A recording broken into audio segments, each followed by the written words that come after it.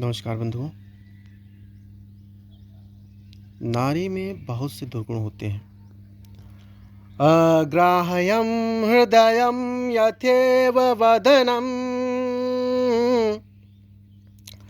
यदर्पणान्तर्गतं भावं पर्वतसूक्ष्ममार्गविस्मः स्त्रीणां न विज्ञायते। चित्तं पुष्करपात्रतोयतरलं विद्वद्भिरांसंस्थितं नारीणां विशाङ्कुरैरियुलता दोषैः समं वर्धिता।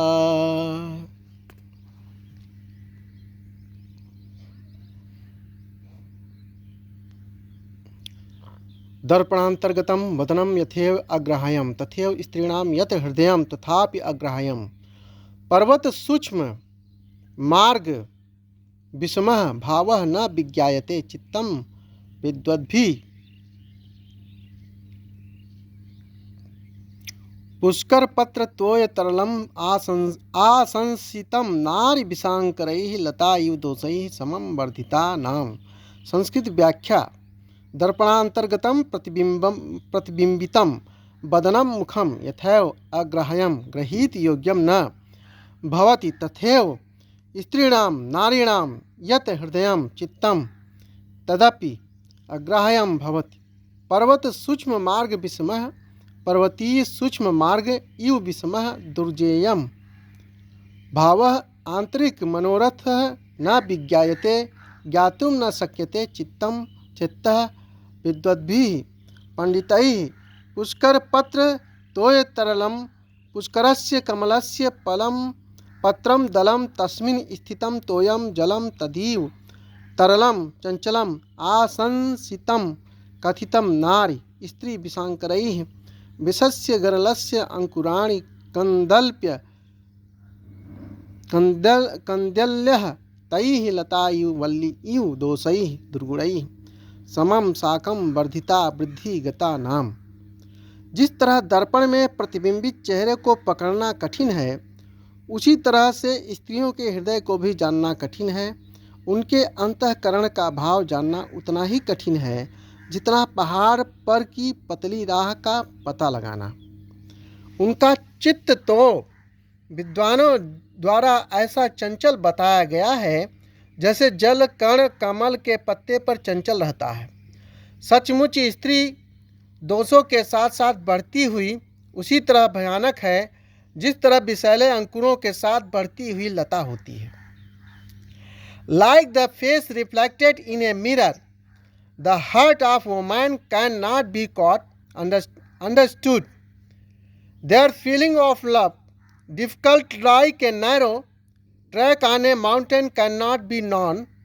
Their mind has been described by the learned as fecal like water on a lotus leaf. A woman growing with falls is really like a creeper growing with its poisonous sprouts. Sanskrit भावार्थ। नार्या बहवो दोषाः भवन्ति दोषैरेव सहसा जन्म गृह्णाति तैरेव समं सा वर्धते तैरेव समं सा म्रियते। तस्याः मनः चंचलं भावः दुर्जेयं हृदयञ्च अग्राह्यं भवति। विफलता इव सा केवलम् अनार्थाय एव भवति नहि कल्याणाय। दर्पणांतर्गतम शीशे के भीतर प्रविष्ट दर्पण में प्रतिबिंबित दर्पणस्य अंतर्गतम षष्ठी तत्पुरुष अग्राह्यम जो पकड़ में न आए। ग्रहधन ण्यत ग्राह्यम न ग्राह्यम अग्राह्यम न तत्पुरुष। पर्वत सूक्ष्म मार्ग विषमः पर्वतीय सूक्ष्म मार्ग की तरह जिसका पता पाना कठिन है।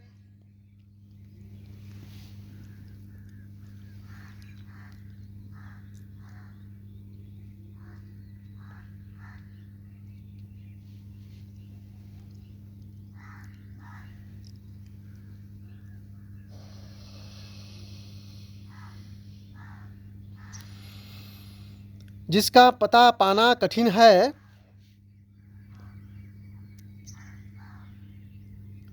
सूक्ष्म मार्गः कर्मधारय समास पर्वतस्य सूक्ष्म मार्गः षष्ठी तत्पुरुष स यु विस्मः उपमित समास पुष्कर पत्र तोय तरलाम कमल के पत्ते पर पड़े हुए जल की तरह चंचल। पुष्करस्य पत्रम षष्ठी तत्पुरुष तस्मिन् स्थितम तोयम मध्यम समास मध्यम लोपी समास तदीव तरलम उपमित समास आशंसितम कहा आशंस धनाक्त कर्मणि दोषई दुर्गुणों के साथ। इस श्लोक में शार्दुल विक्रीडित छंद है। परोपकारी ही सत्पुरुष है। क्षुद्राः सन्ति सहस्रशः स्वभरण व्यापार मात्रोद्यताः स्वार्थो यस्य परार्थे एव स पुमानेकः शतामग्रणीः दुष्पुरोदर पूर्णाय पिबति स्रोतः पतिं बाढवो जीमुतस्तु निदाघ संभृत जगत संतापविच्छितये।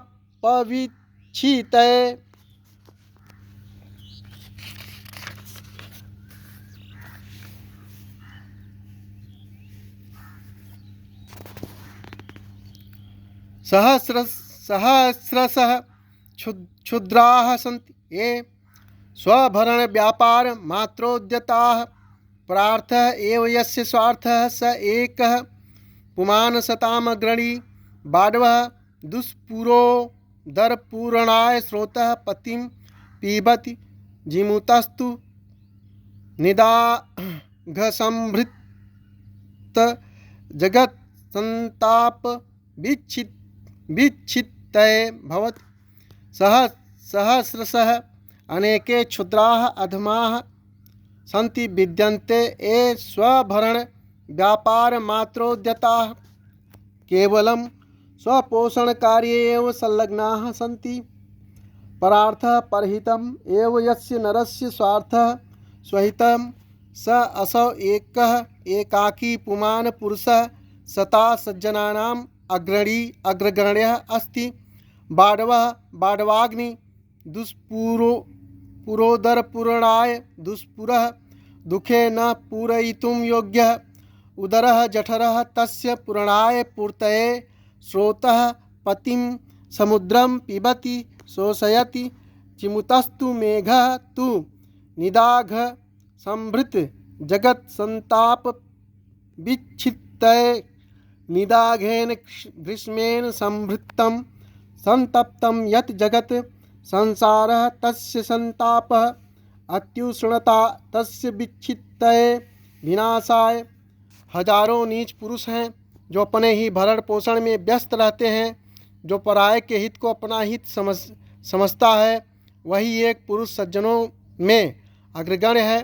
बड़वानल अपने कभी नहीं भरने वाले पेट को भरने के लिए नदीपति समुद्र को सोख जाता है, पर जिमूत मेघ ग्रीष्म के ताप से संतप्त संसार की गर्मी को कम करने के वास्ते समुद्र को सोखता है, उससे जल खींचकर वृष्टि करता है। There are thousands of mean-minded fellows busy in supporting themselves. He alone in this foremost among the good who consider other interest as his own. Wow. The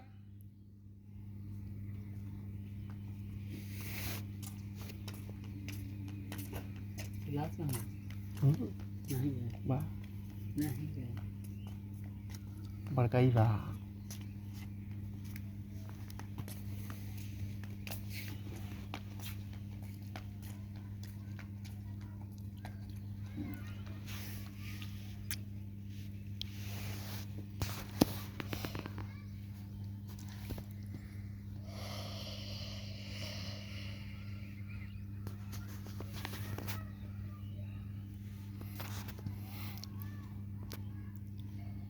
हजारों नीच पुरुष हैं जो अपने ही भरण पोषण में व्यस्त रहते हैं। जो पराये के हित को अपना हित समझता है वही एक पुरुष सज्जनों में अग्रगण्य है। बड़वानल अपने कभी नहीं भरने वाले पेट को भरने के लिए नदीपति समुद्र को सोख जाता है, पर जीमूत मेघ ग्रीष्म के ताप से संतप्त संसार की गर्मी को कम करने के वास्ते समुद्र को सोखता है, उससे जल खींचकर वृष्टि करता है।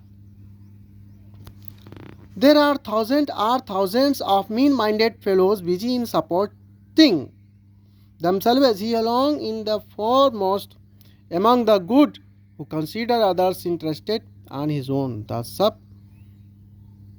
submarine fire Badwanal drinks the sea, the lord of streams, to fill its own instinctive mouth, but the cloud draw water from the ocean. They alloy the hurt of the world caused by the hot summer. संसारे स्वपोषणकारी एवं संलग्नाः बहवो जनाः वर्तन्ते, किन्तु सत्पुरुषाः तएव ये परहित साधने निरताः सन्ति। सागरस्य जलं वाड्वोऽपि पिबति, मेघोऽपि तत्र मेघः वर्षन्ति वर्षणेन संसार तापं दूरीकरोति, किन्तं वाड्वाग्निः सागरस्य जलमादाय न कस्यापि उपकारं करोति। सहस्रशः हजारों सहस्रः सस प्रत्ययान्त शब्द अव्यय हो जाता है, अतएव यह अव्यय है। स्वभरण व्यापार मात्रोत्यदा, अपने भरण पोषण के कार्य में लगे हुए।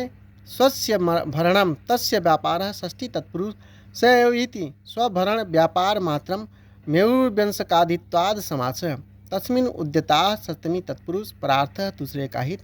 परेशान अर्थ सप्तमी तत्पुरुष दुष्पु रो दर पूर्णाय, कभी न भरने वाले पेट को भरने के लिए। दुखेन पूरयित शक्यः दुष्पुरः दुष्धन पुर धनखल, दुष्पुरः उदरः कर्मधारय समास। तस्य पूर्णम षष्ठी तत्पुरुष तस्मै जिमूत मेघ घन जीमूत मुदीर जल मुग्धु मयोनयः इत्यमरः। निदा घसंभृत जगत संताप विच्छित्तये, ग्रीष्म ऋतु के ताप से संतप्त संसार के ताप को मिटाने के लिए।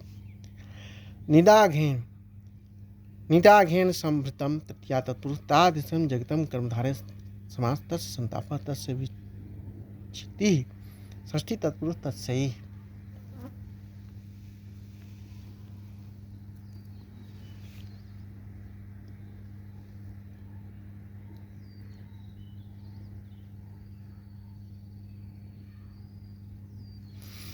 इस श्लोक में शार्दुल विक्रीडित छंद है।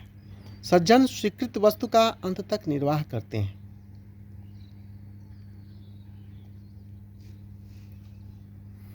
किम कूर्मस्य भरव्यथा न वपसि क्षमां न क्षिपते सयेत, किं वा नास्ति परिश्रमो दिनपतेरास्ते न यन्निश्चलः, किं त्वंगीकृत मुत्सृजन् स्वमनसा श्लाघ्यो जनो लज्जते, निर्वाह प्रतिपन्न वस्तुषु सतामेतद्धि गोत्रव्रतम्। यत् एषः क्षमा न क्षिपति तत् किं कुर्मस्य वपुषि भरव्यथा न भवति, यत् निश्चलः न आस्ते तत् किं दिनपते परिश्रमः नास्ति, किन्तु श्लाघ्यः जनः अंगीकृतम् उत्सृजन लज्जते हि प्रतिपन्न वस्तुषु निर्वाह एतत् सतां गोत्र व्रतम्।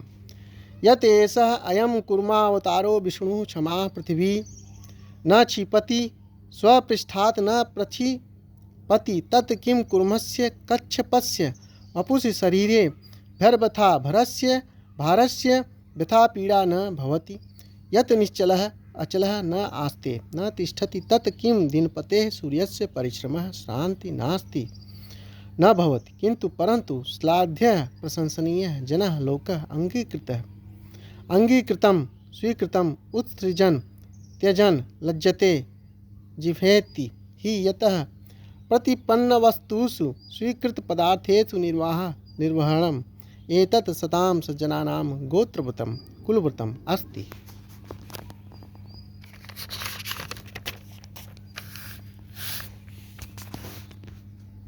कच्छप देव जो पृथ्वी को अपनी पीठ पर से अलग नहीं फेंक देते, सो क्या बोझ के मारे उनकी देह में पीड़ा नहीं होती। सूर्य जो कभी निश्चल हो खड़ा नहीं हो जाते, सो क्या उनको यह कभी थकावट नहीं होती? सो बात यह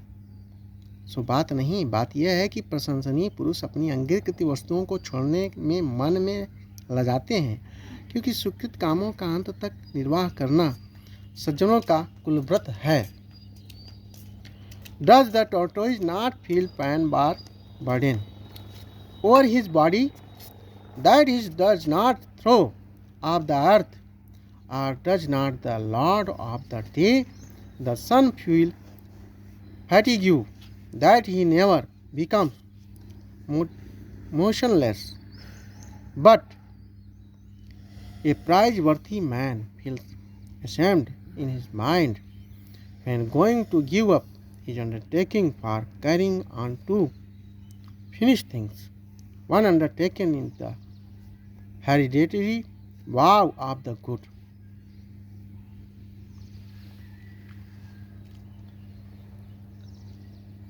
सज्जनाः यत् स्वीकुर्वन्ति तदन्तं यावत् परिपालयन्ति। समासगतेष्वपि बहुविधेषु संकटेषु ते तन्नं त्यजन्ति। जगतः प्रकाशनं स्वीकृत निरन्तरं भ्रमणेन श्रान्तोऽपि दिनकरः तन्नः त्यजति। एवमेव पृथिव्या भारं सुकृत स्वपृष्ठोपरि धृत्वा कुर्मः। भाराधिक्येन नितरां पीडितोऽपि स्वकर्तव्यं मार्गात् लेशमात्रमपि न विचलन्ति।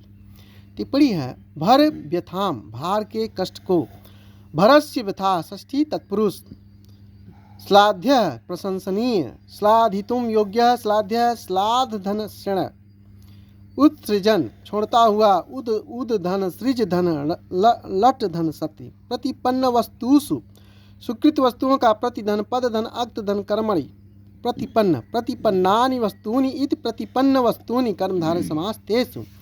अत्र विषयाधिकरणे सप्तमी निर्वाहना निर्धन वह धन घ गोत्रव्रतम कुलव्रतः। इस श्लोक में शार्दूल विक्रीडित छंद है। मनुष्य रूप में पशु, ऐसां न विद्या न तपो न दानं, ज्ञानं न शीलं न गुणो न धर्मः, ते मर्त्यलोके भुवि भारभूता, मनुष्यरूपेण मृगाः चरन्ति।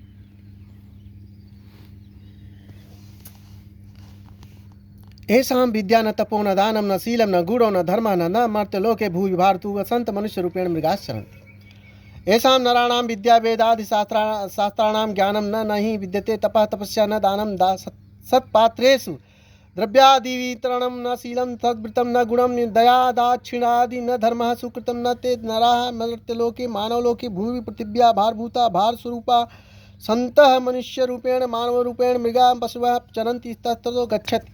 जिनको न विद्या न तप न दान न ज्ञान न शील न गुण और न धर्म है, वे मर्त्यलोक के बोझ हैं, मनुष्य के रूप में पशु चरते हैं। Those who do not possess learning, penance, charity, knowledge, character, merit, or righteousness roam on this world like beasts in form of men's seed burden to this earth. विद्या तपो दानादि विहीना मानवः पशुतुल्याः सन्ति। मर्त्यलोके मनुष्यलोक में भ्रियन्ते त्रेति मर्तो भूलोकः स्त्रत भय मर्त्य अथवा मृत्स्यते इति मृ धन तन धन यत् स्वार्थे मर्त्यानां लोकः मर्त्यलोकः तस्मिन् भारभूता भार स्वरूपा भारेण भूताः तुल्याः इति भारभूता सुप्सुपात्मा। इस श्लोक में उपजात छंद है। मुखरुकों का संसर्ग त्याज है। वरम पर्वत दुर्गेषु भ्रांतम वनचरैः सह न मूर्खो जनसंपर्कः सुरेंद्र भवनेष्वपि।